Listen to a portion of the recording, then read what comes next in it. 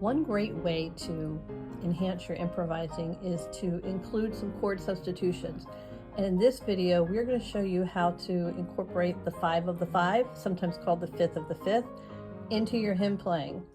We're going to show you how to make this sound become this sound.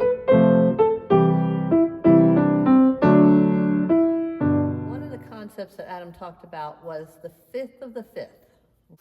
In the key of C, we have a 1 chord is the C, 4 chord is the F, and the 5 chord is the G. Those are all major chords. Major chord C, F major, and G major. Some of the other triads that you're going to see when you're in the key of C are the 2, which is a D minor, the 3, which is an E minor, and the 6, which is an A minor. But every now and then there's another chord that just fits in there really well, and it's not one of the triads that you would normally find in the key of C. So it's described as the 5th of the 5th. So the 5th chord in the key of C is a G. So in this point in our mind, we think of it as, okay, now if I were in the key of G, what would be my 5th? It would be a D major chord, okay? So the 5th of the 5th is actually, in this case, a D major. Now you're like, well, can't you just say the 2? Well, the 2 was the D minor. So if you want to put a D major in there, technically it's the 5th of the 5th, okay? There's our 5th, and the 5th of this 5th is a D major chord. Now, in the middle of playing a song, that's a lot to think about. So you can think of it as a 2 that's major instead of minor, just as far as trying to find the chord quickly in the song. You can think of it as a major 2, but technically it's the 5th of the 5th. In this sample that Adam plays for us from Sweet Hour Prayer, we are in the key of C, and he's going to play it for us as it is in the hymnal.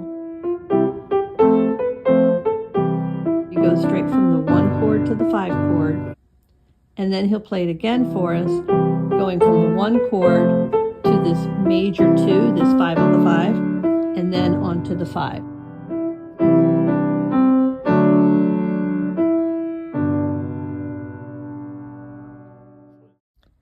Adam also gave an example of the 5 of the 5 in Glory to His Name, which is actually in the key of A flat. So we're dealing with 4 flats in this song. Now he's coming off of an A flat major chord and going to the E flat major chord. So he plays the A flat, the B flat, and the E flat. Let's take a look at that.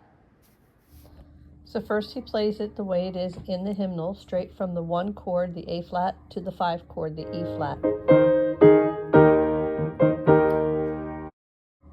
And then here he plays it with that 5 of the 5 added. So he goes from the A flat chord, which is the 1, to the B flat, which is that 2 major, to the E flat, which is the 5.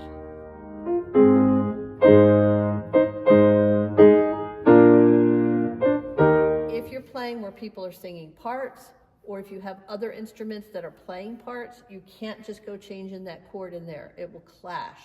But if you're in a situation where it's just you playing, or perhaps there's some instruments that are playing the melody, you can do this chord substitution here. Now, if you're writing your chords in, and for instance, if you're in the key of C and you're writing in C's and F's and G's and maybe an A minor, you could write this in as a D major. You definitely can, because that's the name of this chord. But if you're analyzing and trying to figure out what chord that is, you can't think of that as the 2 chord because it's actually the 5th of the 5th. But when you're playing, you can think of it as a 2 major. I hope this has been helpful to you. I know it was helpful to me when I had this time with Adam. And if you have any questions, please drop them in the comments. If you have any suggestions, we'd love to hear those also. And hey, if you'd like to just buy us a cup of coffee, you can find those links down in the description as well. Again, this is Sandy at Play for Ministry. I'll be talking to you again later. Bye-bye.